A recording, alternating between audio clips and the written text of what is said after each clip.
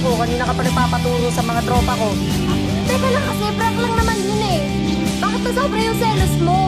Eh bakit ba doon ka pa nagpapaturo sa mga tropa ko, lalo na sa mga katigil ko? Kaya nga pagkasilosin, di ba?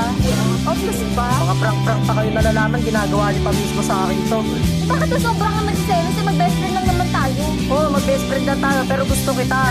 Gusto kita laging kasama, gusto kita laging tinuturuan. Gusto ko ako lahat gumagawa sa'yo. Hindi yung mga nagpapaturo ka pa sa iba dyan, nandito naman ako. Gusto mo ako? Nasanay ka lang. Oo, nasanay na nga ako. Nasanay na ako sa part na ako laging nagtuturo sa'yo. Ako laging umaalalay sa'yo. Pero bakit ganyan sa iba ka pa nagpapaturo? Sa iba ka pa nagpapagawa? Eh, tinitignan ko lang naman kung may paki ka talaga sa akin. Oo, may pakialam ako sa'yo. Ano ngayon? Eh, bakit ngayon mo lang sinabi? Kasi natatakot ako kasi baka best friend lang tingin mo sa akin. Pero ako, hindi na best friend tingin ko sa'yo habang tumatagal. Pero parang bastusan naman na yata yan, Shulaine.